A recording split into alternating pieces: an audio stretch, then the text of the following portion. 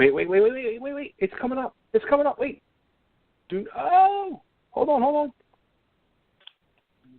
Oh, my God. It's like, can Cerina Vincent hear me? Is that you? Cerina? Hopefully you didn't hang up. The studio just popped up, Nick. Hello. Cerina, are you there? There she yes. is. Oh, my. Holy cow. I've been here the whole time. What's that person doing? Our studio crashed, and we haven't been able to access it since we went live on the air an hour ago. Well, I heard you the whole time. I was like, oh my gosh, what are they going to say about me? So you were expecting us to talk some goofy stuff about you? No, I'm just kidding. I'm totally teasing, but I could totally hear you. And then I got nervous because I was like, oh shit, they can't hear me. But you can now. So I'm sitting outside on my balcony right now, and it looks like we might be witnessing. Are we witnessing somebody break into somebody's house? Really? It's very possible. I don't know. This is like real live drama right now. I don't know. It's weird. Anyway, wow. Hi. I'm so glad that we're talking. So Mercury's in retrograde, which is why your system's all messed up. Did you know that? No. That's why. You know more than I know. Yeah. Yes. So, I have a very, very, probably the most important question of this whole interview to ask you before we even really get into things. And that is, being that you are a fellow Italian like myself, is it gravy or sauce? It's, yeah. We call it sauce, but it's gravy. I get it. There you go. You get it? Yeah. Okay. Yeah, it's gravy. Yeah. Well, here in my house, it's gravy. It's gravy in your house. Are you on the East Coast? Or you're I am. Philadelphia. Yeah. So it's gravy there. So I grew up in Vegas, so it's sauce, but we're still Italian and everything's okay. It's funny because all the Italians I ask, almost it's just the Philadelphia area. Even New York Italians I ask, West Coast definitely, it's always sauce. But I can't figure out how, because my grandparents came over on the boat, you know what I mean? And they came down from New York. My grandfather helped build the Empire State Building, but they called it gravy. And they drilled it in our head. It was gravy. So I am completely lost on that whole fact. Well, first of all, that's really cool history. I love that. My grandpa called it gravy every now and then. He'd pass the gravy. But he would say, oh, we're going to make a sauce. We got a sauce on the stove. So, I heard both. But I definitely heard both. Wow, okay. But now I'm hungry, so thanks. I make a good gravy / sauce. Now, do you just make your quote unquote sauce on Sundays? I want to be that person that makes a sauce every Sunday, and if it works out, I always I'll try to do that. Even if it's just a quick pomodoro sauce on a Sunday, but life is too crazy to have a homemade sauce going with homemade meatballs on every Sunday. But I want to be that person, so I'm working up to that. That's what you got to make a big pot of it, and this way you can just freeze it, and you're good for every Sunday. Exactly. That's what we do. That lasts 6 to 8 weeks, and we're good. Yeah, exactly. So now, you started out, being a Miss Teen Nevada, doing the pageants and all that. Were you at that age, was acting in your sights as well? Was that your plan all along, or? Well, before that, I was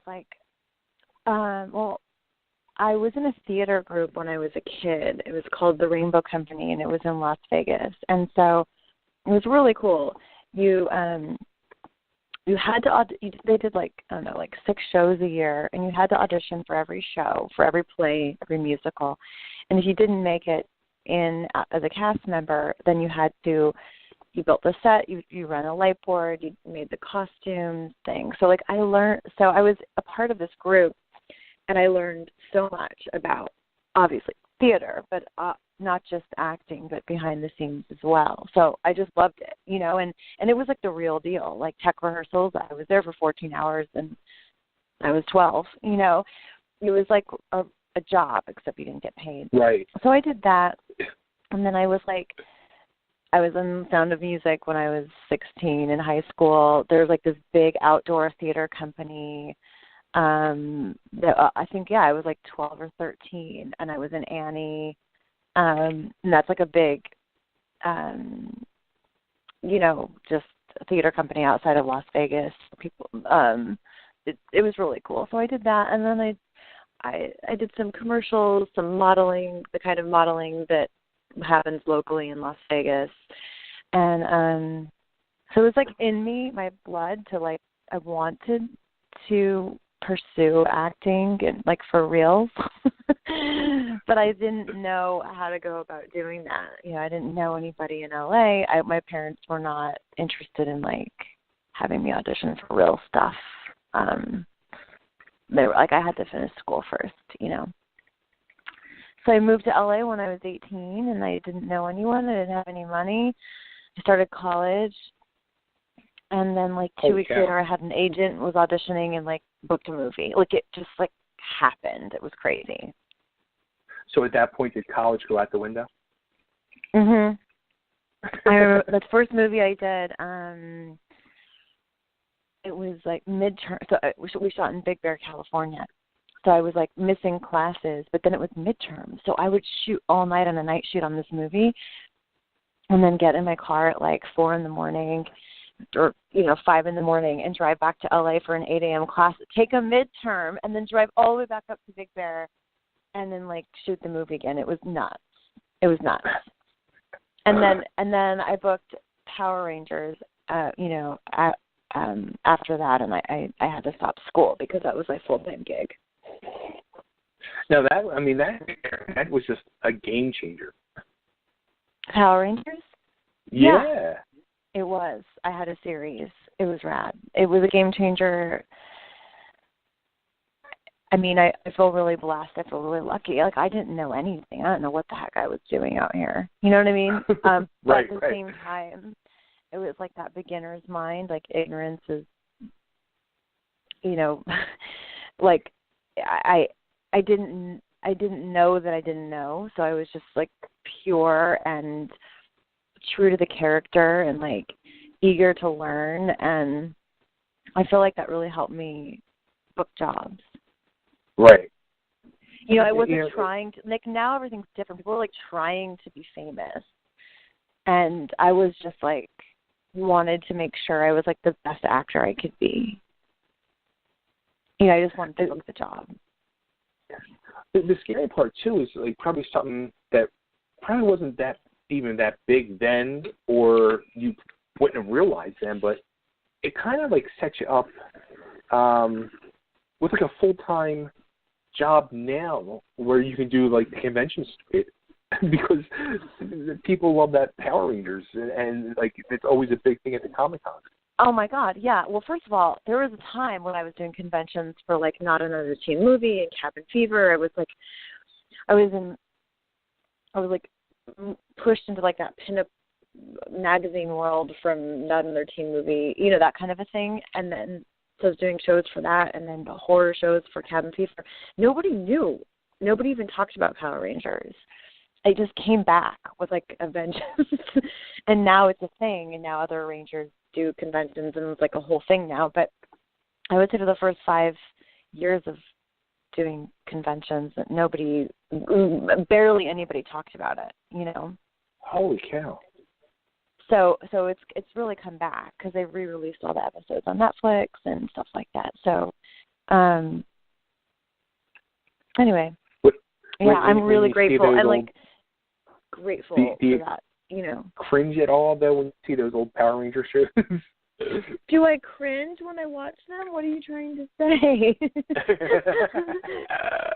No, I mean, I would say that 10 years ago, because that was in 1999, so that was a long time ago.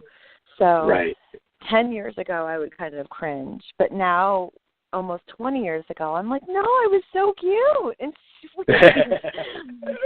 you know, and I learned so much, and it's amazing, like, how small the business is and how much this stuff comes back. And like, my makeup artist on Stuck in the Middle now was my makeup artist on Power Rangers. The sound guy was on Power Rangers. The stunt coordinator, Danny Wayne, was a stunt guy on Power Rangers. Like, Oh, wow. It's so, no, I don't cringe. I'm like, I feel really blessed. I feel great. I work really hard. I hustle, and I also feel grateful, like, that I get to do this for a living. Now, how about the kids on Stuck in the Middle? Are they like, wow, my mom's a Power Ranger? Wait, P.S., if you don't know this, every time the helmet is on, it's not us. So, like, when you see the guys running around in suits with helmets on, like, being crazy, that's not the actor. That's the stunt guy. So right. I spent most of my time as Maya, this, like, cute little character from another planet, you know, and like a little jungle girl. The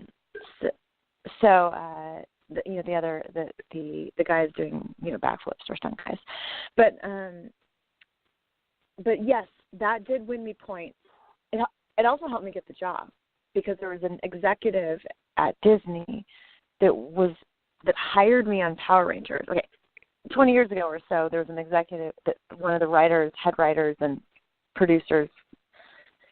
head producers on Power Rangers, okay, who hired me 20 years ago. Fast forward, now works at Disney. And when Stuck in the Middle was on the fence about hiring me, because they weren't sure I was maternal enough, and they were going through my career, making sure it was okay for me to play a mom, that I was Disney approved, they went in and they asked him. His name is Sean Tarkington, and they asked Sean, like, how I was and who I was as a person, and he was like, she was great. And so I would say Power Rangers helped me get this job. Oh, that's awesome. Now, how about or maybe that? It was just Sean. Did you because you're not a mom in real life, so now you go from not being a mom to playing a mom of 7 children on TV. So has it in real life, like, you're like, okay, I don't need to have kids now because I just had 7 kids? No, I mean, definitely, like, I'm getting my fill of, like, love and cuddles and crazy screams and, you know, attitudes and tickle scratches and, like, all those things that you get with 7 kids around. I'm definitely, like, getting, you know, that every day at work, and it's amazing. But no, like, I still want to have a baby. My life just has, like, and you know what the funny thing is I always thought I come from a really big family, a really big Italian family, and I always thought I would have 7 kids. Like, that was the magic fantasy number I had in my head when I was little. So, wow. Yeah, I wanted 7 kids. I wanted 7 kids. I wanted 7 kids. I wanted a husband. And I wanted a Suburban, and I wanted us all in matching sweat outfits. Like, that was like my stupid childhood fantasy. So, and that's kind of exactly what is happening, like, on my show. So that's weird. But no, just because I work with 7 kids doesn't mean that I don't want to have kids now. I do. I want to have a baby one day, but my life just hasn't worked out like that yet. You know. Now, usually the case with a lot of these shows where you are the mom on the show. I mean, do these kids now consider you pretty much like their second mom? I don't know. You'd have to ask them. I feel like we all have a really beautiful bond, and I love them. Like, I love my sister's calling me. Hold on a second. Send a voicemail. Right there. You're still there, right? Yes. Yep. Okay. I love these kids. First of all, I've known them for 3 years now, so, like, I'm watching them grow up, and I'm so proud of them, and they work so hard, and they're so talented, and they're all different, but they act like siblings. It's really beautiful. So they're my favorite co-stars I've probably ever worked with. I mean, that's not true. I've worked with some, like, really cool people, but, like, they're the best co-stars ever to go to work with every day. They really are. I love them. So So I think we have a great bond. I don't know that they Nice. would think of me as a second mom. I would maybe like as like a fun aunt, something like that. But I do like discipline them on set and stuff. Like when things are getting crazy, I'm like, stop it, stand on your mark, shh, be quiet, stop hitting your sister, stop touching your brother. I do that, and I sound like my own mother. Now, how about how long did it take you to remember their on and off screen names? Like, was that like a hard part early on? No. I memorize things for a living, so no. I mean, it took me. Seconds to learn their names. Like yeah. That's funny. So you guys, you have your premiere tomorrow night of season 3, which you're doing a Christmas special. So tomorrow night is a 1-hour Christmas special called Stuck at Christmas, and it's really fun. We watched it the other night after we wrapped. We all watched it together on set, and it's really cute. And it's a lot of fun. And it's like I was in the movie, and I'm, I play this role every day. Yeah, let me say this. It's a really touching role. It's weird. Like, I love these kids, and I love this role, and I'm, like, really grateful for it. So I find myself often, like, really moved, like, at work, like, moved to tears sometimes. It's weird. And even though I was in this movie, I feel that way. I feel like it's special. I feel like there's a lot of the world is crazy right now. And it's crazy getting these episodes made. Like it's definitely not without drama shooting the show, but like we're making a really special show, and there's not a lot of stuff that's good, and like there's like good messages, and I feel like right now, and I feel really happy to be a part of something like this at this time. That's awesome. Now, was I reading it right? Like tomorrow night is going to be like the hour special, and then you guys, I guess like it's the technical kickoff of the season. Then the rest of the episodes don't start airing until January. I have no idea.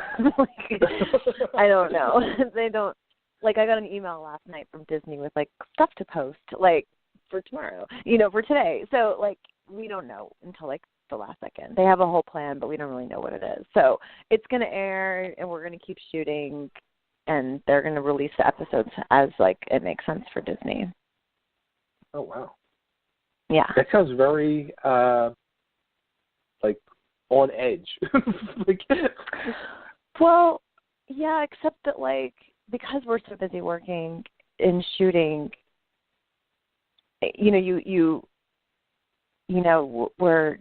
we're more thinking about like what our lines for the next day, and not like making sure we watch the episode that's airing. Does that make sense? Right. So yeah. So like sometimes we can forget like, oh shoot, yeah, like has that episode aired? Like I don't even know. I haven't had time to catch up and watch it. So anyway, they release episodes how it makes sense for them. Interesting. Now, something I have to ask too. Season 2, we shot last March. We filmed a Halloween episode. Well, they held it until Halloween time, until October. So. Gotcha. Yeah. So something I got to ask off the beaten path of Stuck in the Middle. Charlie Sheen. What was it like working with Charlie? Charlie Sheen was absolutely wonderful to me. He was totally cool, like a really great actor, professional, almost kind of like soft-spoken and quiet, just great. Like I had, it's so funny, like I had all these like ideas of what he might be like but I worked with him before the episode, right. So I was actually a little bit nervous to meet him and work with him, but like he was great, and we had we'd kiss, and all those things are always so awkward. So it wasn't awkward at all. It was like all professional, all work. It was super fun. it's a really great show to be a part of, and he couldn't have been more of a gentleman and professional. That's very everybody cool. wants like a juicier story, but I don't. That's not the truth. I have other juicy stories about other people, but not juicy, but crazy. But no, we won't talk about that. No, he was great. Now, how about too? You also have co-authored a few books in the past. Any more books on the horizon for you? Or? There is, yes. I co-wrote How to Eat Like a Hot Chick, How to Love Like a Hot Chick, and Live Like a Hot Chick with one of my best friends, Jody Lipper. 10 years ago was when our first book came out, which is totally crazy. And so they're actually doing a reprint of How to Eat Like a Hot Chick soon, like kind of like for the 10-year anniversary, which is kind of cool. Or they're going back to press for it. They're not like, we're not changing anything. And yes, I am. I'm working on a book for kids. Oh, nice. So yeah, so I can't say anything about it right now. But I'm working on a book for kids, and I don't know how many of your listeners are kids and watch Stuck in the Middle, but I want them to be excited about my book that's coming.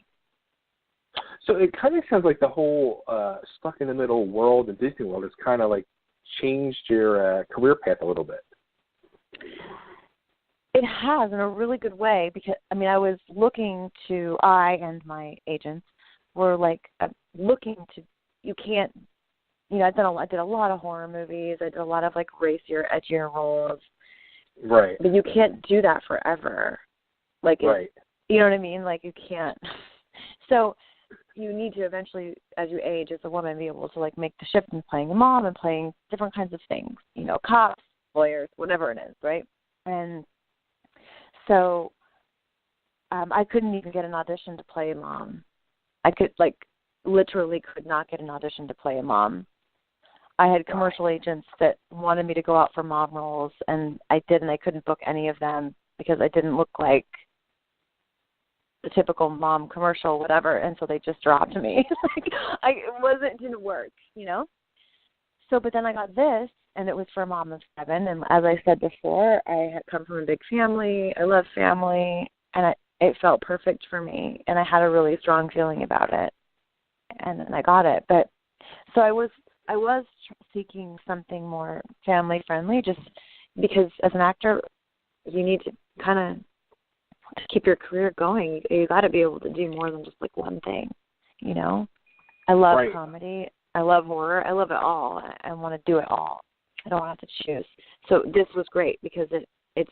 I knew I could play a role like this and be like quirky and silly and maternal and loving and overwhelmed and harried and all those things, but nobody else did because I'd never had an opportunity to do it before, you know. Now, how about like for future roles? Which would you want to play more? A cop, a doctor?